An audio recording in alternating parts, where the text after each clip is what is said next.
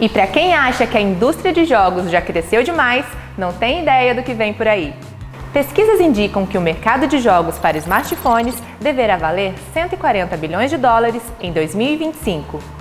A expectativa é que a indústria se adapte ao universo virtual, adote novas tecnologias de interface capazes de enganar os sentidos de um jogador com um visual muito próximo da realidade.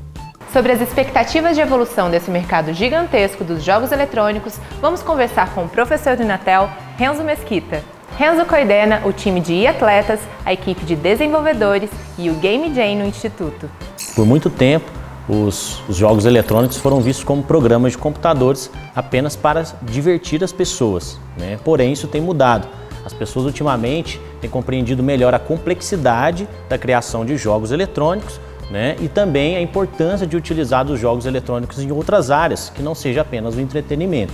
Com a base do curso de computação, como por exemplo lógica de programação e matemática, fica muito mais fácil criar jogos eletrônicos. Aqui no Brasil, o mercado ainda cresce, porém, jogos eletrônicos são programas de computadores de nível global. Lá fora, o mercado de jogos eletrônicos já ultrapassou até mesmo o mercado da música e do cinema. Por isso, desenvolver jogos tem sido algo tão lucrativo. Como qualquer outra área, é muito importante ter uma formação. Muitos dos jogadores profissionais de esportes hoje vieram do ramo universitário. Por isso, é sempre bom se profissionalizar para ter uma carreira mais tranquila e segura. Game Jams são como se fossem hackathons, porém voltados ao desenvolvimento de jogos. Já são bem conhecidas as vantagens de se participar de hackathons.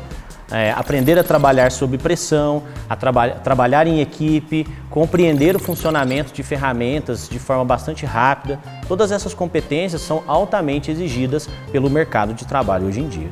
E a gente vê que a parte de design, seja design de interface ou design criativo que é feito pelo game, é cada vez mais importante, cada vez mais essencial para poder atrair novos interessados nos games.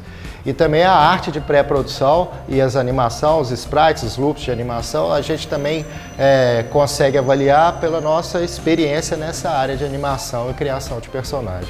Eu acho que para quem hoje em dia vai ingressar profissionalmente na área de games, e principalmente na área que a gente se especializou, que é na parte gráfica e visual, eu acho que ela tem que saber a base. Não adianta nada você querer trabalhar no melhor game de console do mundo se você não sabe nem a base de desenho. Então eu acredito que você tem que passar por essa base mesmo de anatomia, perspectiva, luz e sombra, como é que funciona a iluminação, depois passar para a parte de criar um personagem, criar um roteiro e como que isso se aplica em várias mídias, principalmente o game. Então é legal quem for fazer game saber que aquele personagem vai entrar para o game de uma forma, para o quadrinho de outra forma, para o desenho animado de outra forma, que é, por exemplo, um trabalho que o Maurício Souza vem fazendo ultimamente, que ele vem retomando a marca dele de uma forma incrível, porque ele soube que para o cinema ele vai trabalhar os personagens de uma forma, os joguinhos de web é de outra forma, os joguinhos de aplicativo é de outra forma. Então, se o artista tiver essa visão e essa base, ele vai conseguir fazer no game o que ele quiser. Eu acredito que o artista atual ele precisa ter algumas habilidades para o mercado que antes ele não precisava.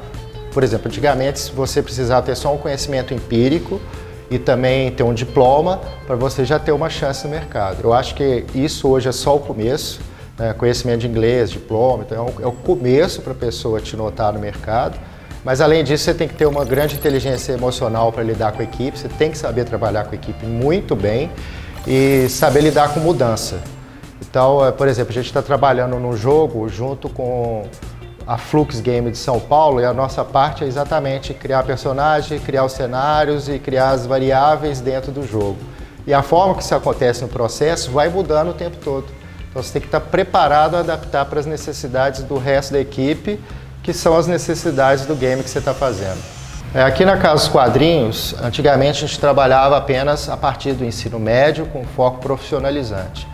E a gente viu que faltava um pouco uma base anterior. Então, a gente foi desenvolvendo ao longo dos anos um curso de arte para crianças, que são crianças de 7 a 13 anos, que é para dar uma visão geral do mundo das artes visuais e as possibilidades. Então não tem um foco profissional ainda de forma alguma. É o oposto, é exatamente para tirar um pouco ela do celular, tirar um pouco ela da TV, tirar um pouco ela de ser passiva no processo e ela passar a ser mais ativa no processo criativo. Então mostra pelo menos desde noções, ela brincar com desenho, colagem, criar um personagem, até mesmo criar uma escultura final do que ela foi desenvolvendo. Então a ideia é realmente que ela tenha uma noção da amplitude que é esse mundo das artes, que ela pode um dia trabalhar profissionalmente, mas a ideia quando ela é criança é exatamente tirar ela dessa cara profissional ou de deixar ela em frente a um aparelho que deixa ela passiva. As crianças já chegam aqui sabendo que aqui é um espaço para elas. E aí os pais ficam confiantes que eles sabem que aqui a gente vai buscar crescer o potencial de cada uma.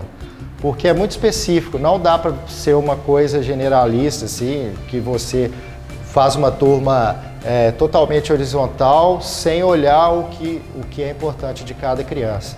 Então a ideia é pegar o que essa criança tem de diferencial dela e explorar isso de uma forma que ela se sinta feliz no ambiente. Ou seja, toda vez que ela estiver num ambiente em grupo criativo, ela vai se sentir à vontade. Eu acho que realmente assim, o mercado atual, você tem várias opções de uma arte de excelência, principalmente os jogos de console.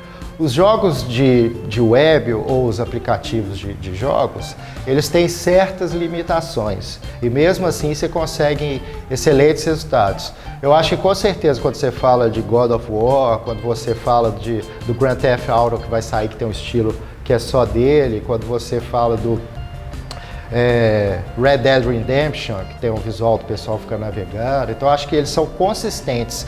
Falar que uma arte é melhor que a outra é difícil, eu acho que fala assim, que ele é consistente com o estilo que ele apresenta.